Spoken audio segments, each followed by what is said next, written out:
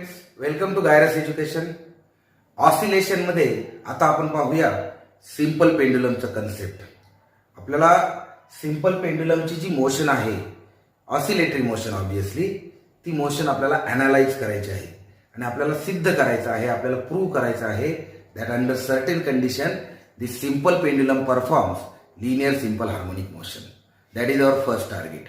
Then secondly, by using whatever relation we will get out of the analysis, आपल्याला prove करायचं किंवा आपल्याला time period of simple pendulum शोधायचा आहे, right?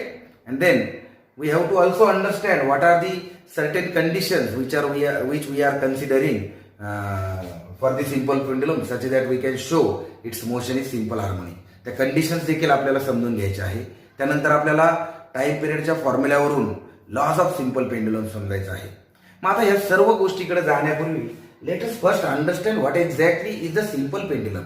मित्रांनो, सिंपल पेंडुलम किंवा पेंडुलम म्हणजे काय?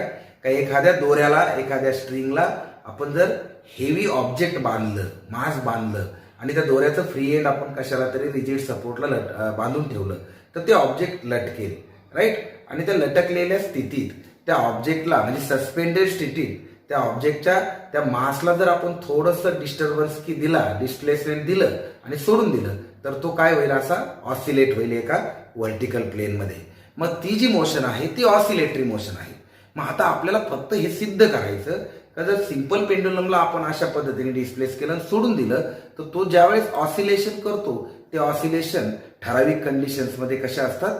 सिंपल हार्मोनिक असतात. That is our target. So simple पेंडुलमसाठी आपल्या पुस्तकात दोन प्रकारचे पेंडुलम त्याने सुरुवातीला इंट्रोडक्शन मध्ये दिलेत. एक आहे तुमचा आयडियल सिंपल पेंडुलम, म्हणजे असा पेंडुलम ज्यामध्ये जी स्ट्रिंग यूज करतो आपण. ती पेंडुलमची मी जर ड्रॉइंग काढली तर it is something like this. He string आणि हिला आपण बांधलेलं मास. सो ही जी स्ट्रिंग यूज केलेली आहे ही स्ट्रिंग इनएक्सटेन्सिबल असते, मासलेस असते आणि फ्लेक्झिबल असते. मग अशा वेळेस आपण त्या पेंडुलमला आयडियल सिंपल पेंडुलम म्हणतो. समजा डेफिनेशन विचारली बोर्डाने 1 मार्काला, define ideal simple pendulum.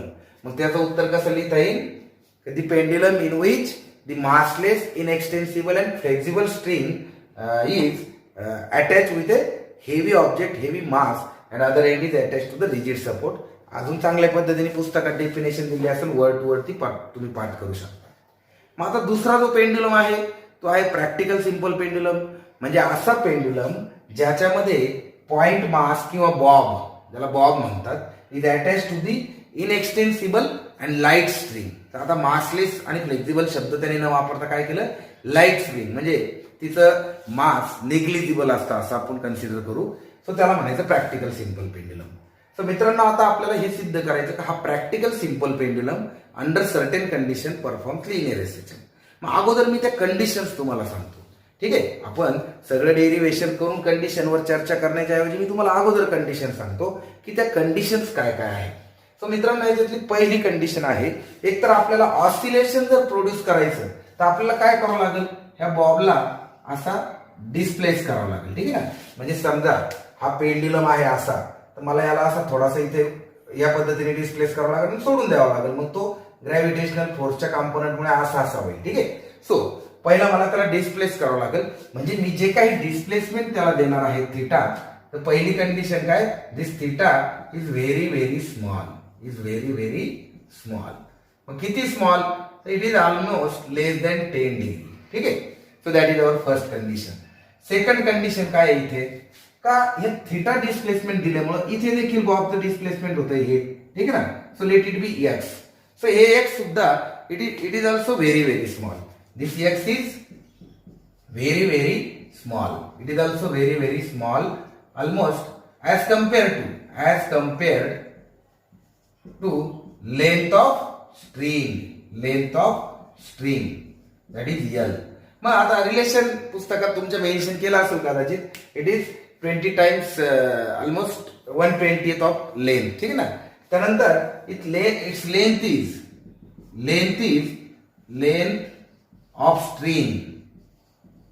of string that is L is large. ती लेंथ कशी आहे? जास्त आहे असं आपण कन्सिडर केलं, ठीक आहे? So these are the important condition. आणि अजून एक महत्वाची condition, that pendulum oscillates oscillates in a single vertical plain.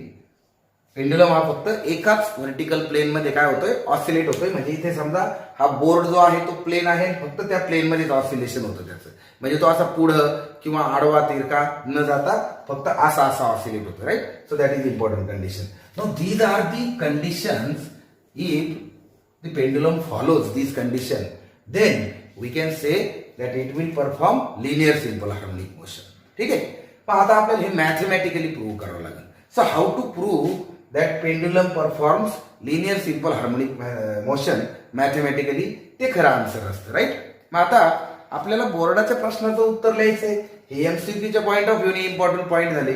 मग बोर्ड ज्यावेळेस तुम्हाला प्रश्न विचारतं मित्रांनो की show that the oscillation perform by the pendulum under certain condition are simple harmonic, तर मग उत्तर कसं लिहायचं, consider simple pendulum of length L, mass of bob M, given small displacement theta, and let x be the displacement of bob from mean position to the extreme position किंवा from the mean position. ठीक आहे.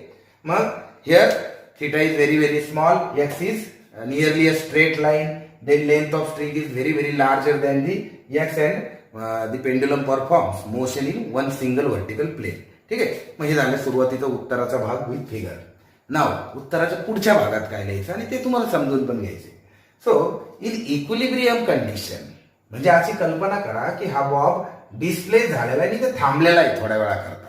मग in equilibrium condition the forces acting on the bob are, so what are the forces, so forces acting on bob in equilibrium. ठीक आहे ना.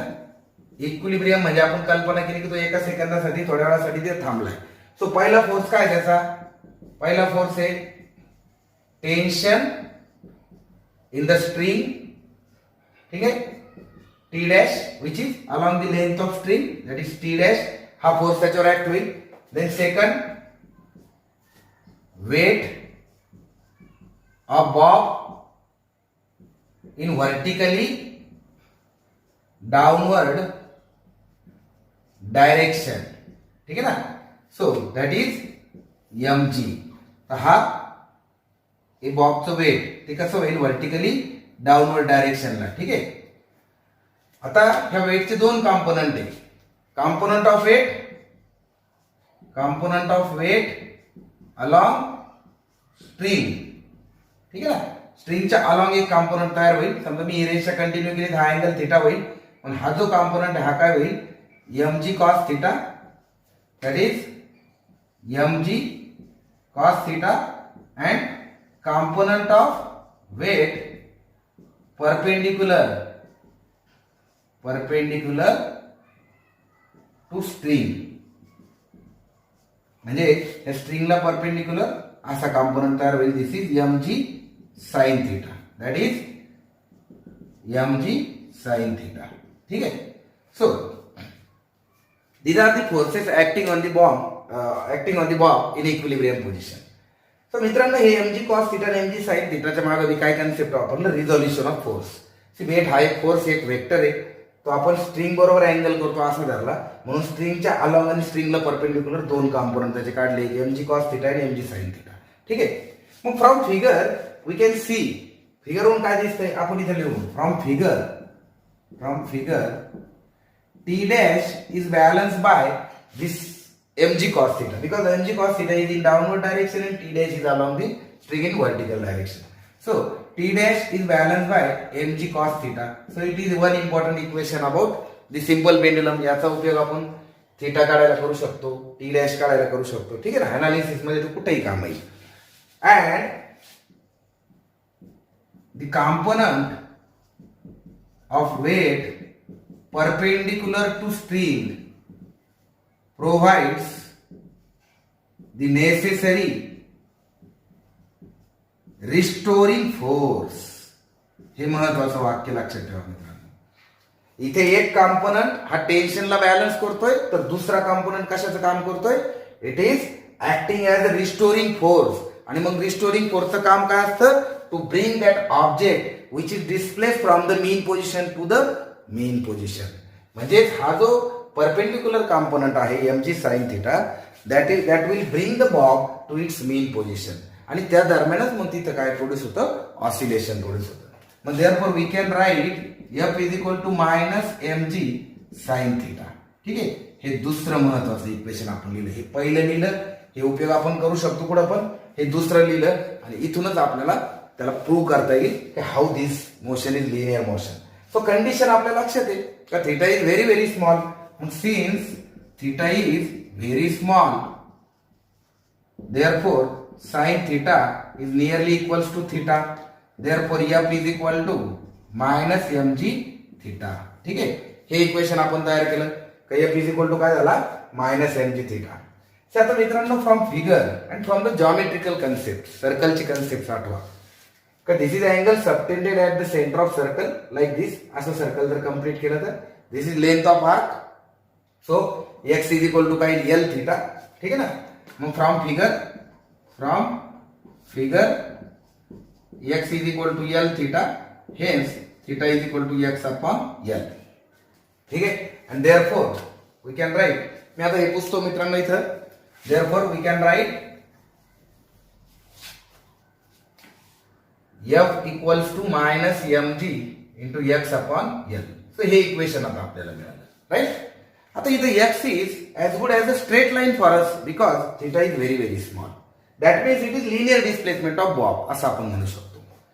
And in this expression this m, this g and this l all are constant. आपण इथे लिहू since m, g and l are constant.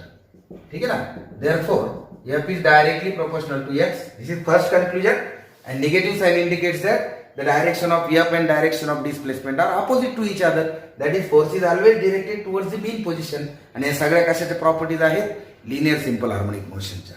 मग thus f is directly proportional to x and its direction is always towards the mean position and therefore the motion of simple pendulum is linear simple harmonic motion. ठीक आहे. तर हे दोन ओळी तुम्ही तिथे शेवटी लिहायच्या आणि कन्क्लुजन लिहायचं का in this way the simple pendulum performs linear simple harmonic motion under certain conditions. ठीक आहे. सो मग आता आपल्याला फायनली फॉर्म्युला मिळाला का in case of linear simple pendulum, in case of simple pendulum the force restoring force is minus mg x upon L or simply minus mg theta. ठीक आहे, आपण याचा उपयोग कसा करायचा पहा. आता दुसरा प्रश्न मी तुम्हाला असा देतो की आपल्याला ह्या सिंपल पेंडुलमच्या लिनियरायझेशनचा टाइम पिरियड काढायचा आहे. ठीक आहे ना. मित्रांनो we know time period is equal to 2 pi upon omega, that is it is equals to 2 pi upon acceleration per unit displacement. ठीक आहे, हे आपण बघितलं ऍक्सलरेशन पर युनिट डिस्प्लेसमेंट. हा फॉर्म्युला आपण टाइम पिरियडच्या डेफिनेशन मध्ये शिकलो होतो. मग आता आपण याच्यात ऍक्सलरेशन पर युनिट डिस्प्लेसमेंट जर टाकलं तर will get the formula for time period, right.